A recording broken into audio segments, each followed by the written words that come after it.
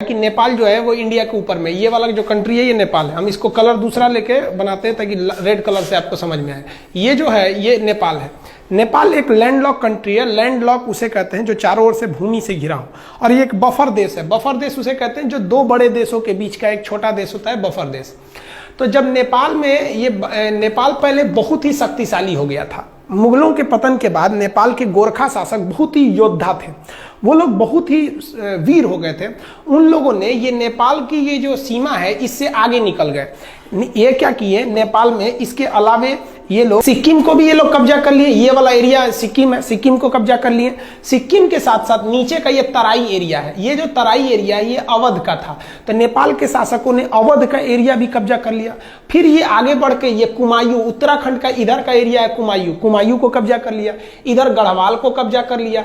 कुमायूं और गढ़वाल को मिला देते हैं तो उत्तराखंड हो जाता है। इन दोनों को कब्जा कर लिया। और यहाँ थी सतलज नदी और ये थी तीस्ता नदी। तो नेपाल की जो सीमा बन गई वो सतलज नदी से लेकर कहां तक हो गई, ये तीस्ता नदी तक हो गई। ये यहाँ टी लिख देते हैं, तीस्ता, एस फॉर सतलज। सतलज से तीस्ता नदी के बीच में इनकी क्या हो गई, सीमा बन गई। इतना लंबा इनका क्षेत्र हो गया।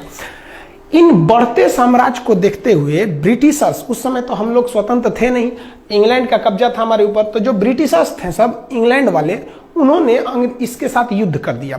उस युद्ध को कहते हैं एंग्लो नेपाल वार, आंग्ल नेपाल युद्ध। यह युद्ध चला 1814 से लेकर 1816 के बीच में। इस युद्ध में गोरखा बहुत वीरता से लड़े, लेकिन अंग्रेजों का हथियार अच्छा था, उनकी स्ट्रेटजी अच्छी थी। अंततः अंग्रेजों की जीत हो गई और 1816 में एक संधि साइन हुआ। उस संधि यानी समझौते का नाम था सुगौली की संधि। अब आपसे क्वेश्चन ये पूछ सकता है कि सुगौली की संधि कब साइन हुई थी। तो देखिए, सुगौली की संधि साइन हुई थी 1815 में, याद रखिएगा। और वो इम्प्लीमेंट यानी कब उसको अमल में लाया गया, कब से वो लागू हो गया, तो वो 1816 से। तो आप 1816 ही याद रखिएगा क्योंकि उसी दिन से वो लागू हुआ था। एक क्वेश्चन और पूछता है कि सुगौली कहाँ पे है, तो सुगौली बिहार के चंपारण में है। यहीं पे समझौता हुआ था गोरखा और अंग्रेजों के बीच में। इस समझौते के तहत कुछ बातें कही गई थी, उसको समझिए। इस समझौते के तहत कहा गया कि गोरखा लोगों ने जो गढ़वाल जीता है वो अंग्रेजों को वापस करे, कुमायूं वापस करे, तराई का क्षेत्र वापस करे, सिक्किम वापस कर दे।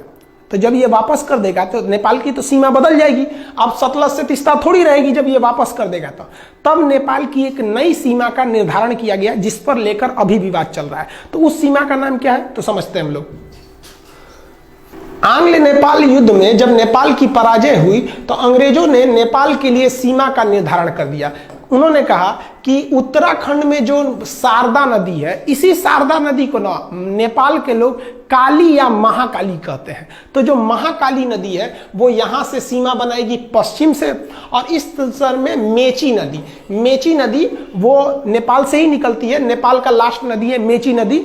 ये मेची नदी नेपाल से निकलकर बिहार के किशनगंज, इधर पे जिला है किशनगंज में महानंदा नदी से वर्तमान में मिल जाती है। तो ये इधर में महाकाली नदी बॉर्डर बन गया और यहाँ पर मेची नदी बॉर्डर बन गया। इन्हीं के बीच में क्या हो गया भैया, नेपाल हो गया। और नीचे में त्रिवेणी, आप पता होगा बिहार के चंपारण में त्रिवेणी बांध है, तो नीचे में त्रिवेणी नदी। तो ये नीचे का एरिया था, वो विवाद का कारण नहीं है। वर्तमान विवाद का काम महाकाली नदी। तो आप समझ गए। अब बात समझते हैं ये क्या चीज है, काला पानी और ये लेपुलेख विवाद, इस सब के बारे में। तो इतना समझे। अब नेक्स्ट स्लाइड में हम समझते हैं, ध्यान से समझिएगा। ये जो ट्रीटी थी, ट्रीटी को अगर आप ध्यान से देखेंगे इस पे, तो हम आपको समझा दिए थे। इंडिया नेपाल के बीच में एंग्लो नेपाल वार 1814 से 16 के बीच हुआ। सिगौली की संधि चंपारण में है 1816 में। कौन कौन से एरिया वापस करना पड़ा था, गढ़वाल, कुमायूं, तराई और सिक्किम का एरिया। नदी कौन कौन सी हो गई, महाकाली नदी से लेके, महाकाली नदी यहाँ से और इधर में मेची नदी के बीच में ये हो गया था। आप भले इसका स्क्रीनशॉट ले सकते हैं। पहले जो नेपाल था, पहले का नेपाल की सीमा यहाँ पे क्या थी, सतलज नदी, और इधर में तीस्ता नदी। लेकिन बाद में क्या कर दिया गया, नेपाल की सीमा को, नेपाल के सीमा को यहाँ पे ये हो गया आपका नेपाल में इधर बना दिया गया मेची नदी को, कि भैया पूरब में आपका मेची नदी और इस साइड में महाकाली नदी। तो ये सुगौली की संधि के बाद का है। नेपाल कहता है कि भैया हम इसी को मानेंगे। तो विवाद कहां से है, इसको मानेंगे। तो समझिए इसके बारे में। हालांकि इसका स्क्रीनशॉट लेना चाहते हैं तो ले सकते हैं, नहीं तो आप एक नोट्स बनाते चलिएगा। विवाद का कारण क्या है, तो उत्तराखंड से हम लोग को मानसरोवर यात्रा की शुरुआत करानी थी हम लोग को। तो मानसरोवर यात्रा कैसे होगा, तो ध्यान से देखिए। मानसरोवर यात्रा के लिए हम लोग एक बहुत लंबा रास्ता तय करते थे। मानसरोवर जाने के लिए हम लोग सिक्किम के यहाँ पर एक दर्रा है जिसका नाम है नाथुला दर्रा। इस नाथुला दर्रा से हम लोग कैलाश मानसरोवर जाते थे। यहाँ शंकर जी का स्थान है कैलाश मानसरोवर पर्वत पर, महाकाल। तो यहाँ हम लोग जाते थे जो श्रद्धालु हैं। तो भारत सरकार ने सोचा कि क्यों ना हम इन लोग को उत्तराखंड के रास्ते पहुंचा दें। यहाँ पर भी एक दर्रा है जिसका नाम है लेपुलेख दर्रा। तो यहाँ से क्यों ना पहुंचा दे। आप खुद देखिए कि यहाँ से बहुत फायदा होगा, दूरियां घट जाएंगी। इससे एक और फायदा क्या हो जाएगा कि हम चाइना से फ्यूचर में जब कभी युद्ध होता है तो हम यहाँ से सेना भी पहुंचा सकते हैं, क्योंकि चाइना का भरोसा करना बेवकूफ़ी होगी। तो भारत सरकार ने यही सोचा कि भैया हम यहाँ सड़क बना देते हैं।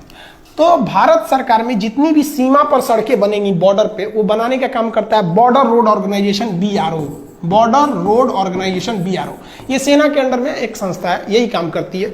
ये क्या करेगी भैया, बॉर्डर पे सड़कें बने। अब विवाद कैसे हो गया, देखिए यहां पर काला पानी एक जगह का नाम है, काला पानी तक सड़क थी। उस सड़क को आगे बढ़ाकर लेपुलेख दर्रा तक लाया गया। यह सड़क की लंबाई थी 80 किलोमीटर। अब नेपाल कह दिया कि भैया आप ये जो सड़क बनाए हैं 80 किलोमीटर, ये हमारे एरिया में है, क्योंकि काला पानी और लेपुलेख दर्रा, लेपुलेख ये तीनों देशों के सीमा पर है। इधर में नेपाल, इधर में इंडिया, इधर नेपाल, इधर चाइना। तो ये जो आप सड़क बनाए ना, ये सड़क गलत है, ये हमारे एरिया में आप मत बनाइए। नेपाल कह रहा है कि हम सुगौली की संधि को मानते हैं, भारत कह रहा है कि हम भी उसी को मानते हैं। फिर विवाद कैसे हुआ, समझिए ध्यान से। देखिए आप इसको समझ लीजिए कि नेपाल है, यहां मान के चलिए नेपाल है, ये नेपाल हो गया। और यहां पर उत्तराखंड है, इधर का एरिया ये उत्तराखंड में। जो महाकाली नदी है उसकी 3 ठो शाखाएं हैं। ध्यान से समझिए, आप नक्शा को देखिए। जिसको हम ब्लैक कलर से किए हैं ये नेपाल है, और ये जो रेड कलर से बना दिए हैं ये इंडिया का उत्तराखंड राज्य है। अब सुगौली की संधि कहा गया था कि ये जो ब्लू कलर की नदी आ रही है, ये महाकाली नदी, ये नेपाल और इंडिया का बॉर्डर बनाएगी। दिक्कत इस बात की है कि नदी का उद्गम जो है वो 3 नदियों से मिलकर होता है। एक इधर वाले का नाम है लिम्पियाधुरा, इधर जो है लिम्पियाधुरा, तो सबसे इधर वाला एरिया है लिम्पियाधुरा, इधर में हो गया काला पानी, और सबसे लास्ट में है लेपुलेख, सबसे लास्ट में लेपुलेख। इंडिया कहता है कि जो महाकाली नदी शुरू हो रही है वो लेपुलेख से शुरू हो रही है। कहां से शुरू हो रही है, लेपुलेख से। इसलिए लेपुलेख से जब ये शुरू हो रही है तो इधर का पूरा एरिया मेरा हो गया। नेपाल क्या कह रहा है ससुरा कि जो महाकाली नदी शुरू होती है वो लेपुलेख से नहीं शुरू होती है। नेपाल कहता है कि यह लिम्पियाधुरा से शुरू होती है। लिम्पियाधुरा से जब शुरू होती है तो ये बॉर्डर होना चाहिए। यानी सारा का सारा झमेला ये इसी एरिया के लिए। ये हल्का सा जो एरिया इसको हम दूसरे किसी कलर से कर देते हैं, ये एरिया से विवाद है। सारा विवाद इसी एरिया को लेकर हो रहा है। अब आपको बता दें कि ये जो एरिया है, इस एरिया पर पहले से कब्जा इंडिया का है। ये जो ट्राई जंक्शन है तीनों का एरिया, इस पर अधिकार पहले से इंडिया का है। तो नेपाल कह रहा है कि भैया मेरा है, आप खाली करिए। नेपाल को ये गर्मी कहाँ से है भैया, इतना जुनून जो कभी हमसे आंख मिला नहीं सकता था, आज इतना बढ़ के बोलने लगा। समझिए इसके बारे में। तो ये समझ गए, बॉर्डर रोड ऑर्गेनाइजेशन ने एक न्यू सड़क बनाई थी। कहां से, काला पानी से लेपुलेख तक 80 किलोमीटर। किस लिए, मानसरोवर यात्रा पर जाने के लिए। अब नेपाल ने एक नया नक्शा लगा दिया। नेपाल ने अपने नए नक्शा में लिम्पियाधुरा को, काला पानी और लेपुलेख, यानी ये पूरे एरिया को अपने नक्शा में दिखा दिया कि भैया ये पूरा एरिया नेपाल का है। इसने अपने नक्शा में दिखा दिया। इंडिया ने कहा भैया हम ये नक्शा को नहीं मानते, ये नक्शा गलत है। वो कहता कि नहीं आप मानिए, क्यों नहीं, ये सुगौली की संधि 1816 की बात है।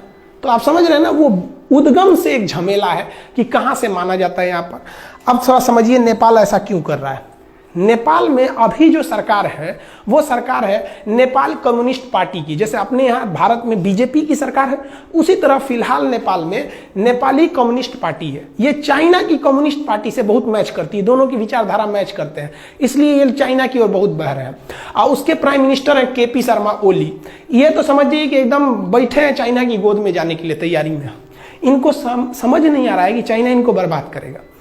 चाइना किसी को भी अपने डेप्ट ट्रैप में बिछा लेता है, यानी कर्जा देकर उनको फंसा लेता है। इतना ना कर्जा दे देता है औकात से ज्यादा कि ये कर्जा चुका नहीं पाते हैं। उसके बाद कहता है कि मेरा कर्जा लाइए, तो ये कुछ कर नहीं पाते, कहते नहीं है। तो चाइना कहता है तब मेरी बात मानिए। यही चाइना करना चाहता है किनके साथ? नेपाल के साथ। इनको शर्म नहीं आ रही, समझ में भी नहीं आ रहा है और शर्म भी नहीं आ रही है। कैसे? नेपाल चाइना के कहने पर ये सारा विवाद खड़ा किया है। और हद तब हो गया जब कल नेपाल के prime minister KP Sharma Oli ने क्या कहा, India spread corona virus in Nepal, यानी भारत के लोग नेपाल में कोरोना वायरस फैला रहे हैं।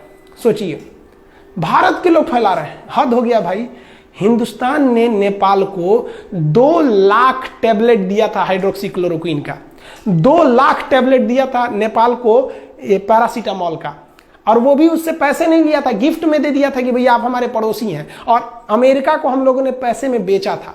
उस गिफ्ट का नतीजा ये है कि हम लोग कोरोना वायरस फैला रहे हैं। और क्या बोला ये केपी शर्मा ओली ने कि Indian corona is more lethal. Lethal मतलब होता है खतरनाक। मतलब इंडिया का जो कोरोना वायरस है वो अमेरिका, इटली और चाइना के वुहान वाले कोरोना से ज्यादा खतरनाक है। हद है भैया आपका। ये है केपी शर्मा ओली, इनको समझ में नहीं आ रहा है। तो आप ये समझे ना कि लिम्पियाधुरा का मेन विवाद क्या है। लिम्पियाधुरा उत्तराखंड के पिथौरागढ़ जिला में आता है, यह समझ में आ गया आपको। अब आगे समझाते हैं और क्या चीज है। इसका स्क्रीनशॉट लेना चाहे तो ले सकते हैं।